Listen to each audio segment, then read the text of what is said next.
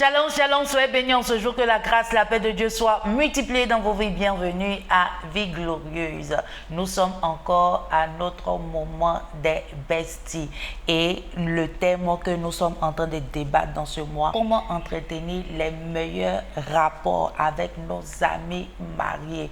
Vous savez, des fois, c'est facile à parler, mais dans la faisabilité, des fois, c'est un peu compliqué, c'est difficile, mais avec l'aide de Dieu, tout est possible à celui qui croit. C'est Dieu seul qui incline nos cœurs. C'est Dieu seul qui change les cœurs qui sont en pierre, en chair.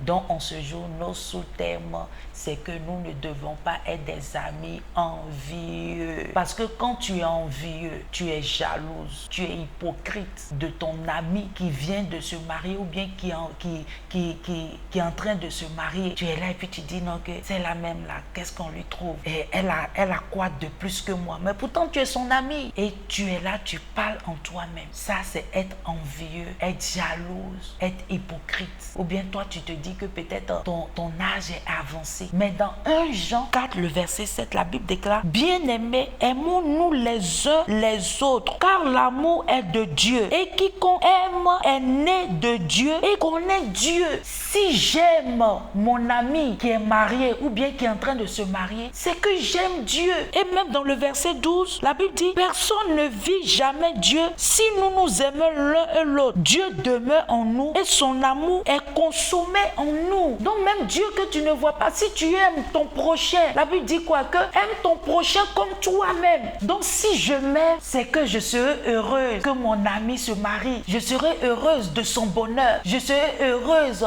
des choses qui lui arrivent. C'est ça, aimer. Donc tu n'as pas besoin d'être envieuse, ni jalouse, ni être hypocrite. Non, tu n'as pas besoin de ça. Et quand tu es hypocrite, tu es jalouse, ça crée des barrières entre toi et puis ton ami. Ça crée des barrières. Ce que l'autre doit apporter dans ta vie, ça ne peut plus. Ou bien toi-même, ce que tu dois apporter dans sa vie, ça ne pourra plus parce qu'il y a une barrière. Donc pour que cette barrière soit ôtée, il faut que tu sois une amie qui aime. Tu dois aimer comme Dieu aime. Dieu a dit d'aimer l'autre comme toi-même. Donc aime ta bestie. Sois satisfaite de toi-même ta vie. Sois satisfaite de ta vie. Quand tu es avec ta bestie, parle de tout et de rien. Parlez de votre travail, parlez de vos projets, parlez de vos luttes, parlez de vos joies. Vous avez forcément des sujets de conversation que vous pouvez faire. Et tu verras forcément avec la sagesse que ta bestie mariée a, elle va te communiquer cela. Et toi aussi, avec cette sagesse ou bien ces choses que Dieu veut que tu fasses dans sa vie,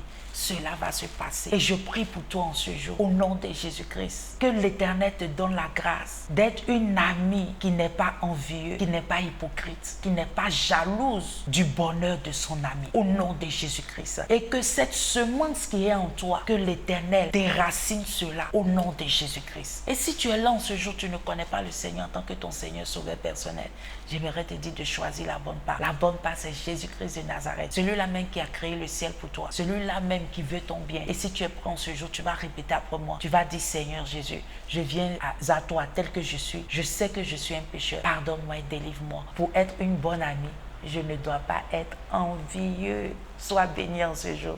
À très bientôt pour une autre parole. Sois béni.